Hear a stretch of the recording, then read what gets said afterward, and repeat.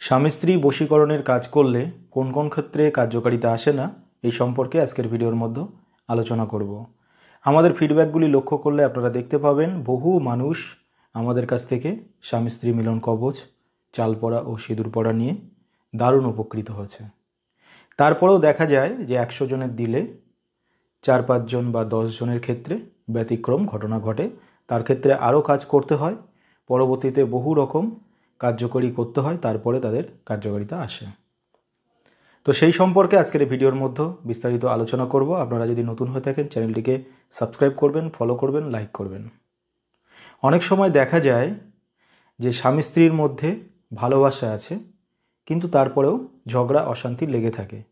এটা অনেক সময় বাস্তুর মধ্যে ক্ষতি করলে এরকম সমস্যা হয়, বা কেউ বিচ্ছেদ বাণ প্রয়োগ করলে এরকম সমস্যা হয়। সেক্ষেত্রে বাণ কাটানোর সাথে সাথেই কিন্তু তাদের স্বামী স্ত্রী অশান্তি ভালো হয়ে যাবে। আর তারপরে যদি কবচ দেওয়া হয় তাহলে তো মারাত্মকভাবে কার্যকারিতা আসবে। তেমনি দেখা যাচ্ছে যে স্বামী অন্য একটি মহিলার সাথে সম্পর্ক আছে খুব গভীরভাবে। সেক্ষেত্রে আমরা যদি স্বামী স্ত্রী মিলন কবচ বা স্বামী স্ত্রী বশীকরণের কাজ করা হয়, অনেক সময় দেখা যায় যে সেই কবচ নিয়ে স্বামী স্ত্রী মিল হয়ে যায়।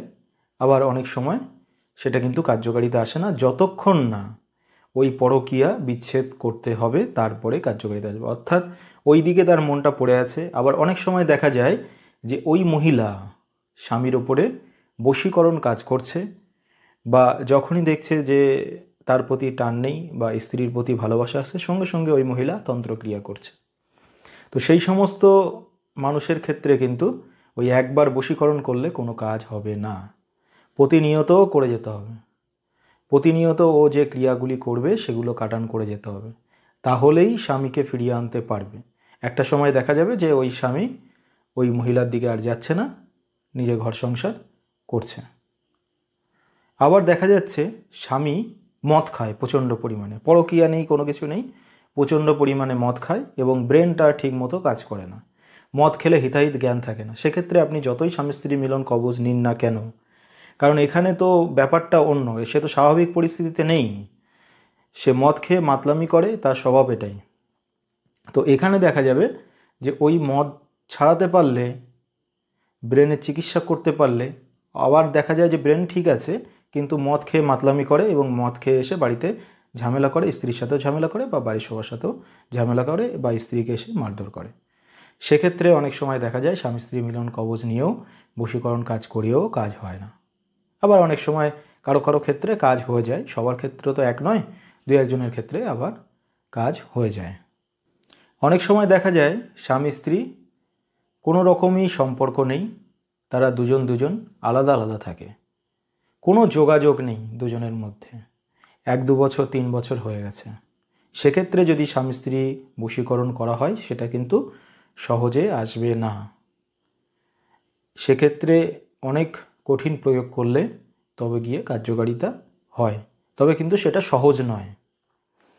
আবার অনেক সময় যে বাপের বাড়ি রাগ করে চলে গেছে স্ত্রী, বা স্বামী চলে গেছে দূরত্বে, দুজনের সাথে কথা হয়, সেক্ষেত্রে বশীকরণের সাথে সাথে তাকে ফিরিয়ে আনার কাজ করলে সেটা সহজে ফিরে আসে।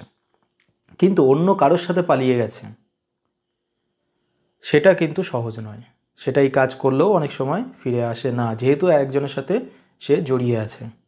সেটাকে বিচ্ছেদ যদি কঠিনভাবে করা যায়, বিচ্ছেদ করলেই যে চলে আসবে সঙ্গে সঙ্গে তা কিন্তু নয়। বিচ্ছেদ করলে দুজনের মধ্যে দূরত্ব তৈরি হবে, আস্তে আস্তে ঝামেলা হবে, সেক্ষেত্রে 1 বছর 6 মাসও লেগে যেতে পারে। সঙ্গে সঙ্গে বললেই কিন্তু সঙ্গে সঙ্গে সেটা হয় না। অনেক সময় দেখা যায় বাড়িতে স্ত্রী অশান্তি করছে, কিন্তু স্ত্রীর গ্রহগত সমস্যা আছে বা শারীরিক সমস্যা আছে, বা তার মেন্টালিটি ঠিক নেই, সে অল্প কথায় রেগে যায়, অল্প কথায় উত্তেজিত হয়ে পড়ে, তার জন্য সংসারে অশান্তি।